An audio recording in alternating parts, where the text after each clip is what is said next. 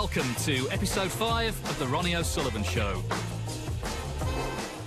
Coming up, the Rocket goes back to school for a special snooker lesson. Why not? I think you've had enough time on that. He gets the chance to grill his all-time snooker hero. If there's any way I can possibly enjoy it, it's by not putting myself under any pressure whatsoever. Plus, there's a more advanced instalment of Ronnie's masterclass.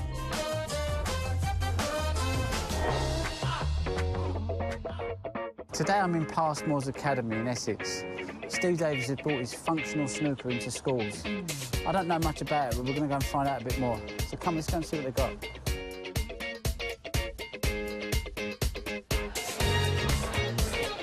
As snooker continues to grow across Europe and in China, back in the UK, participation in the sport has seen a fall. When the chance came to redress the balance, one snooker legend grabbed it with both hands. Steve, we've come here today at school in Harlow. We've got this new game here called functional snooker. Can you tell me a bit about it? What is... Well, yes, well, the functional snooker is the byproduct of Q-Zone into schools, really. And we realised that possibly kids weren't watching what their parents watched. Going back to the 80s, when everybody watched snooker, and then perhaps a kid said to his father, I'd like to go to the snooker club. That's not happening. We thought, well, if kids are not coming to snooker clubs, perhaps we take the snooker club to the schools. Well, I'm interested to know how this functional snooker works now. Well, I could show you how to play functional snooker, but I know a couple of other people that I think would be probably better at showing you. Who's that? A couple of young kids from the school. Yeah, let's have a look. Yeah, let's go and have a look. OK, so this is functional snooker. We need a scoreboard, and obviously there's a calculator there as well. Yeah. And I'm going to introduce you into functional snooker by introducing Charlie and Chloe, who are going to be your mentors. OK. Over there. I'm going to be the scorer. Show me how to play then, yeah? So I know what normal snooker is. I don't know what functional snooker is. There's numbers on balls. What's this about? If you pop, say, the number 7, you'll get 7 points for the value of the red ball you potted. Right. And then, say, if you went for the black, you'd get 7 points for the red, and then you times your score for the red by 7, and you get 49 shot score. If you pop the pink ball, your opponent loses 6 points. Oh, my opponent loses 6 Yes, your opponent loses 6 points. The rules of the game are exactly the same as normal snooker. It's just the scoring is different. The scoring's different. Yeah, you want to have a go? Right, come on. Right, I'm going to pop this one here. 4. Yeah, so that's 4 points. Right, And then you go for a cover. Right, so I'm going to go 4 minus 5. Well, I'm going to pop this red. Yeah, look. Yeah, but what's that? How many was that? 1. 1? Oh, that's terrible. 1 times 7. I've wasted it, haven't I? This is ridiculous. That's not very good, is it? And then, yeah, 1 times 7. So that's 7. Ah, 1 times 7 is 7. That's 11 total score. So now I've got this red here. This is a 10. This is like the bonus ball in effect, So, yeah? if you're going to be clever, you should probably go for the 10, then go Yeah. for the 7. Then go for the black and you get 70 points. And if you were losing by a long distance, you could then all of a sudden end up in the lead. Get it back in one shot. Yeah. That's the difference. I with like that. functional snooker. You can easily jump into the lead. Yeah. It's always making you think Yeah. about numbers, points, possibilities. If you're 70 behind, but there's a 10 on the table, you're thinking I can get back into Yeah, and then it. you could be tied. Yep, so that's 56 points. Plant in the middle. 67 minus 5. I like this game. I think this is better than snooker. I've got to be honest with you. It's I'm only serious. Snooker's boring. This is more exciting. Oh, wow. Unlucky. I want to win this competition. So that's 5 points. 5 times 4, 20, see? Yeah, that's 20 points. Oh, mate, I'm on a bigger now. So they're going to be minus 10. So now I'm going to put this 7. And now I'm going to get times 7. Oh, unbelievable! This is a great game. You're currently on 146. Are you sure? Yeah, I think you've made a mistake there. What was that red I put? 7 times 7? Yeah, he's on No, that's right, you got it right. 146. Yeah. Now I'm going to make my opponent lose. 147. That's 6. That was 6. That's But now the pink's going to be a minus 6. Minus 6 for your opponent.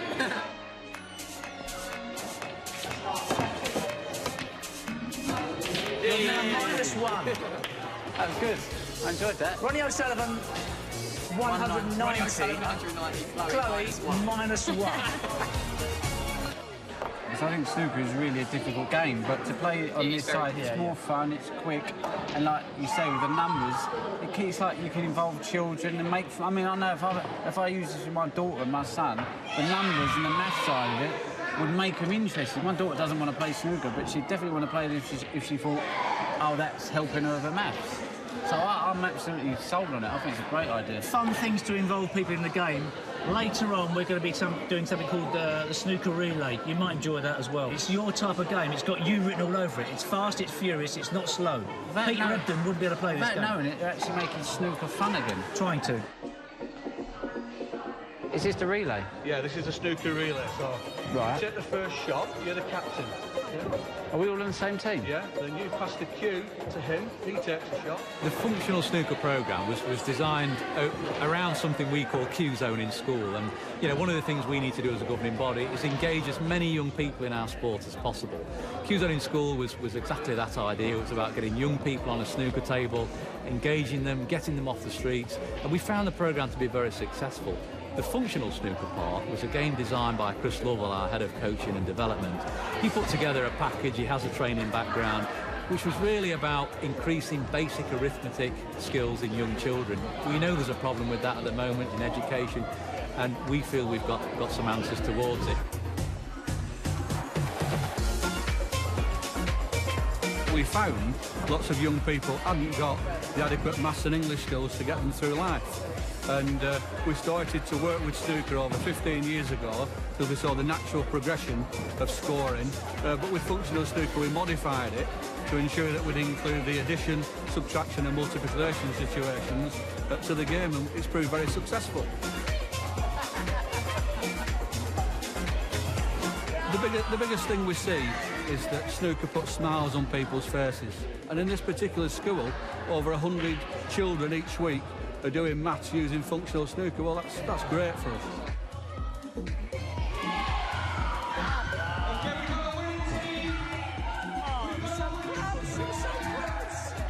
Programmes like this will allow people to understand the sport from how to play. They'll enjoy it because they're mixing with their friends. We think that's a very important part of actually engaging people and keeping them engaged. Still to come on the Ronnie O'Sullivan Show, Ronnie gets a chance for a one-on-one with the 6-time world champion, Steve Davis.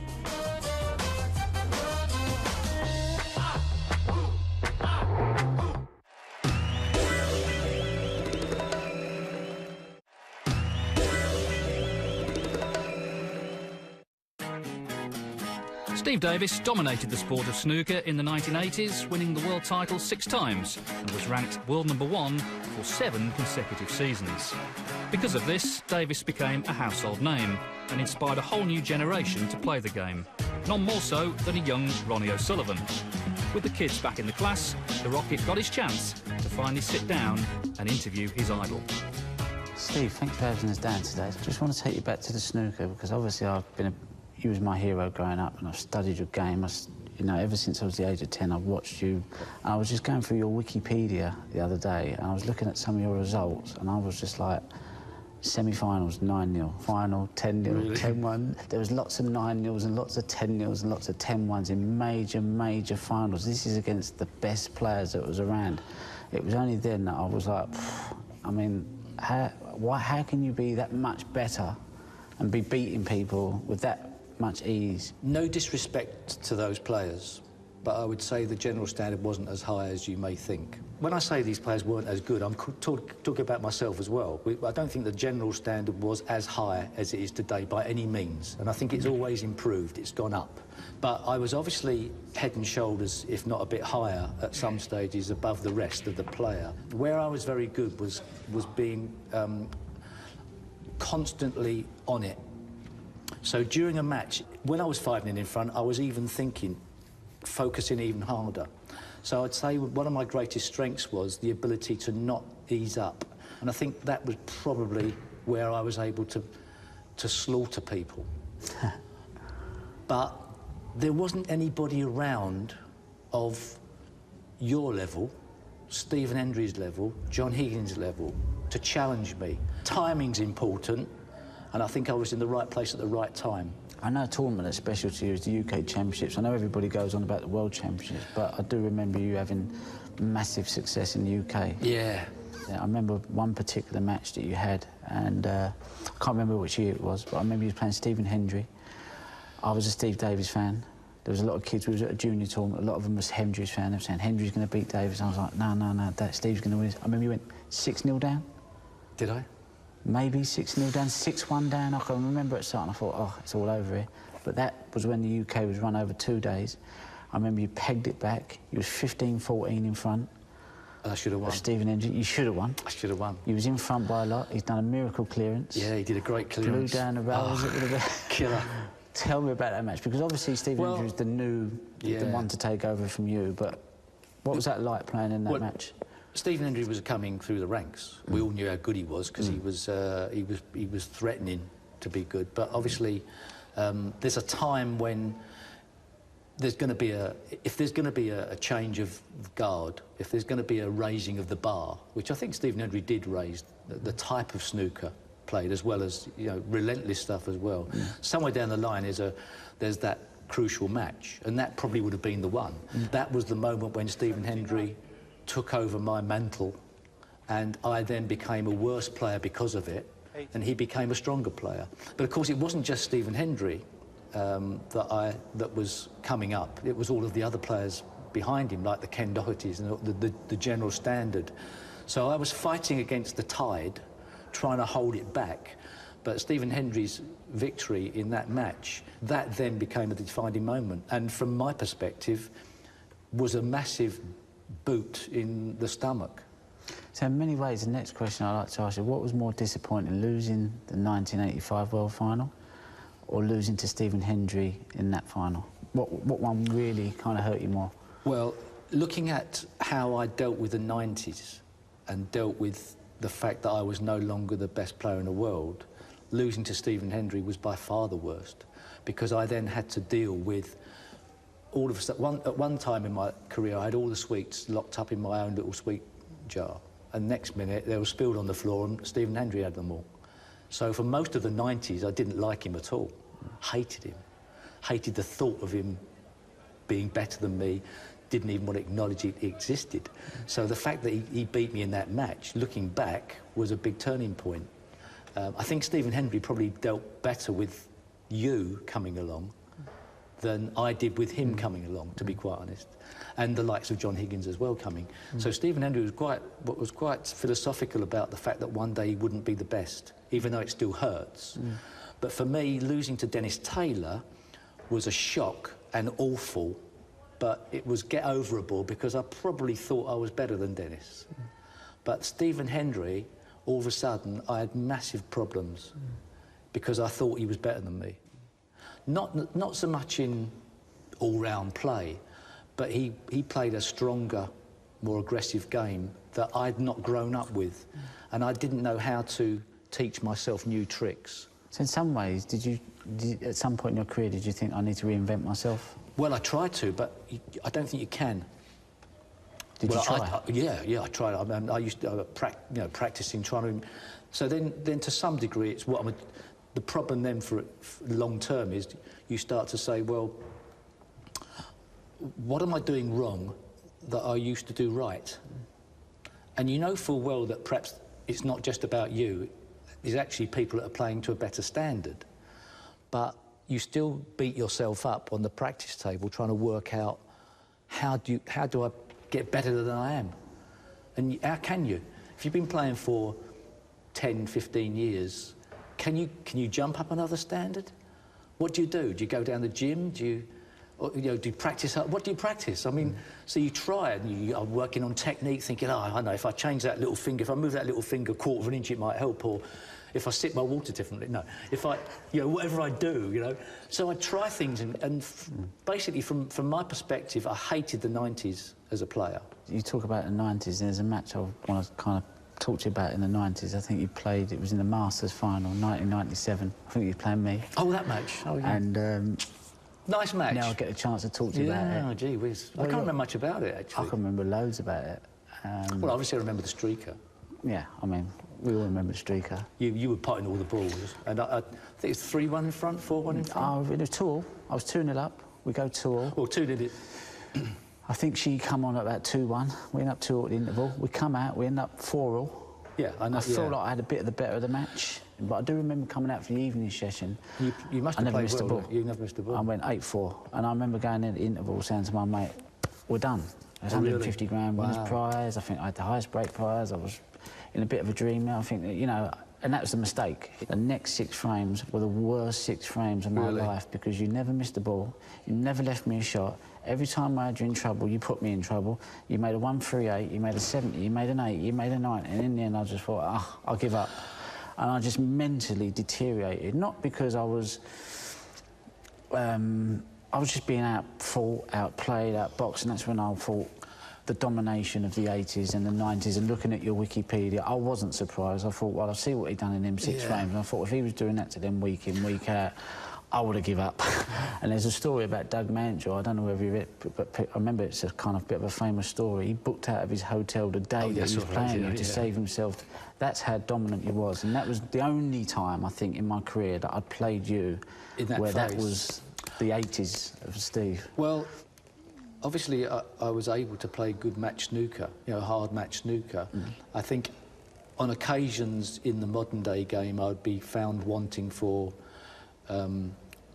break, break, break, break. I mean, I don't think I think once in my career I made 3 century breaks on the trot. But from my perspective, I know what it feels like to have a big lead eaten away at, and you do become vulnerable. So when you're a couple of frames in front in a final, it's no big deal if the guy hits back because you're only a couple of frames in front.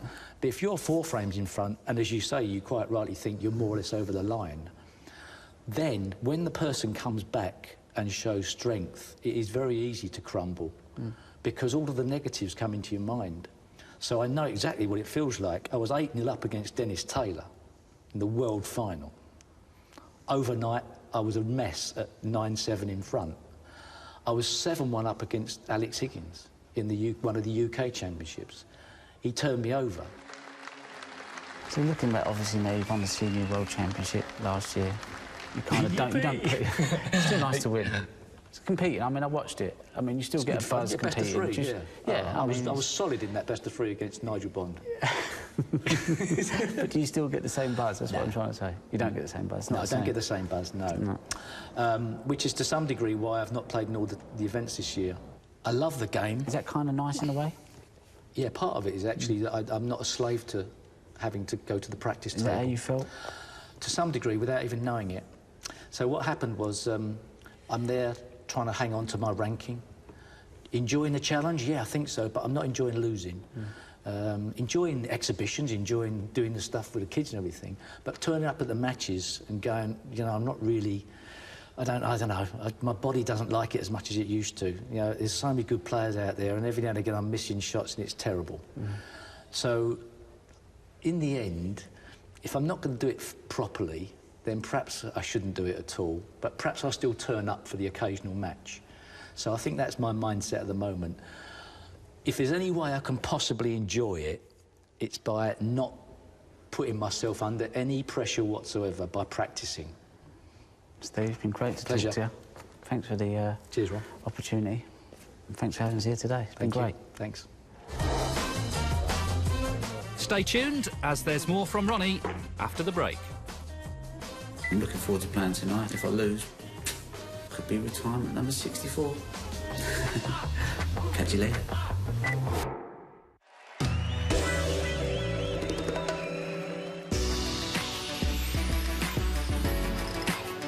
Seeing as we've had so much interest in the masterclass, we've decided to put another one in. Today we're going to be talking about a certain shot called the soft screw.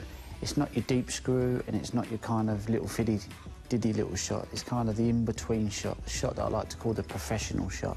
And today I'm going to be running through this shot here, and I'm going to show you how to pot this blue and kind of get on this red, but in a professional way. Everything soft screw way is done from the middle downwards. Anything above is classed as a follow-through or a stun run-through. So you start from the middle and work your way down. And because it's an in-between shot, it's for you to find out what works best for you. So what I would encourage you to do is to play this shot, keep the red in the same position, the blue in the same position, and play it in a variety of different spaces. So here we are with the blue. I'm getting down to the shot. I'm just below the middle. And I've kind of always accelerating my cue.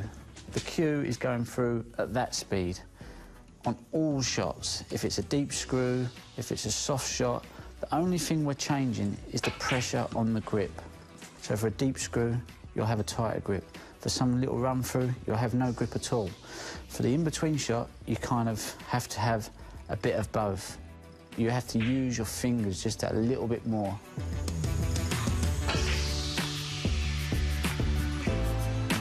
We're now going to show you how to play the stun run through. Again, it's the kind of advanced positional way, it's the professional way of playing the shot. A lot of people think you can only play a stun run through on a straight shot. Well, I'm telling you, you can't. You can play it on an angle shot as well. And what we do on a stun run through is always aim middle and above. Anything middle and above is classed as a run through, but we're going to be doing it in a stun kind of fashion. So we're not going to be hitting it too hard. Again, the pace of the cue is going to be going through at a certain speed. It's all done in a pressure grip. So here we have the blue, and it's on a straight angle. And I'm going to line up, cue in the middle, maybe a little bit above. But this is going to be called the stun run through. And again, the cue has not gone through very fast, nice and smooth, but I've kept and maintained a nice kind of pressure on my grip. Not too tight, not too loose. And there you can see the white ball's probably travelled through 2 feet. Another way you can play a stun run through is the off straight shot. You've kind of got the blue here. You want to kind of get your white down here. The natural angle is, if you roll it in, is that your white's going to stay here. So you're going to be a massive distance away from your next ball. So this shot here, I'm going to show you again by just playing the stun through, no different to how I played that shot, and how you can widen the angle of a ball. So I'm going to show you now. Again, we start in the middle of the white. Nothing different. In the middle, maybe a little bit above, and I'm just going to follow through. And there you can see the white has gone off at that angle instead of going over there, and that is called the stun run through. A lot of people want to know how to bust the balls open, break the pack. Now, this shot was invented by a certain guy called Stephen Hendry. This is more like the modern day shot. We've kind of spoke about the stun run through and the soft screw. For me, this is the kind of in the middle of that type of shot. You don't want to have too much stun run through, but then you don't have too much screw. We're going to try and take the spin out of the white. We're obviously going to need some spin in it, but not too much. We want to make sure that when the white hits the blue, that it travels into the pink or these 2 reds, and it has a bit of bite in it. So the white will then hit the reds and stay in the middle of the table. With that way, if the white stays in the middle of the table, you've got much more chance of being on a red. If you hit these with too much screw, there's a good chance your white could hit the pink, come back up to the bulk. If you don't get enough, if you get too much stun run through, then your white could end up down the black. So here I'm going to show you how to play this shot. We get down onto the blue, we hit in the middle of the white.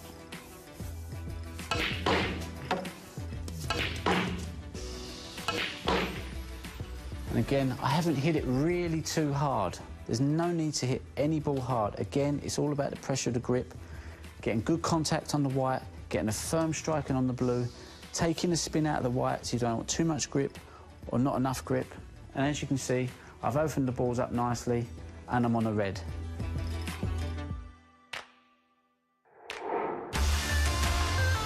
Before we go, ever wondered what life is like on tour for the Rocket? The 5-time world champion took a camera to China, and here's what he came back with.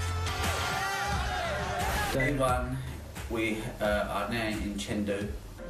As you can see, the lads on tour are a bunch of lazy gits. They just sit around a breakfast table and talk and talk and talk. What a life.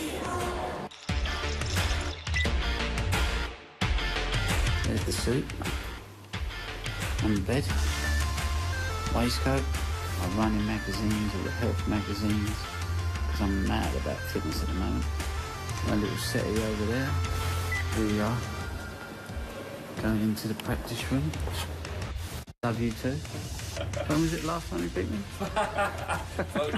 12 years ago or something like that. 12 years. Keep trying, son. Get on that practice table.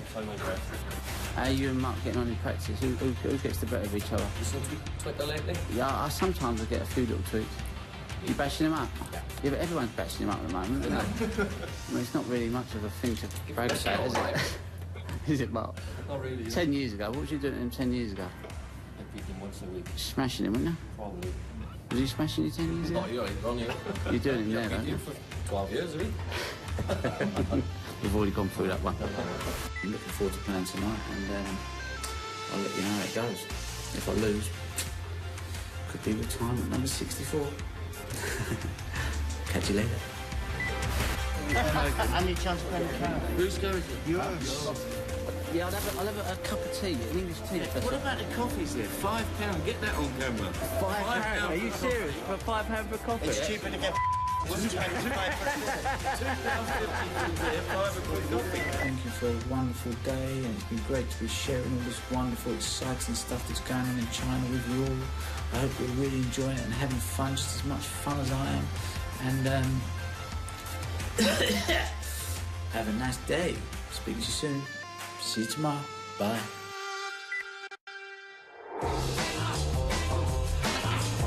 That's it for now. Thanks for watching, and we'll see you next time for more action on and off the bays.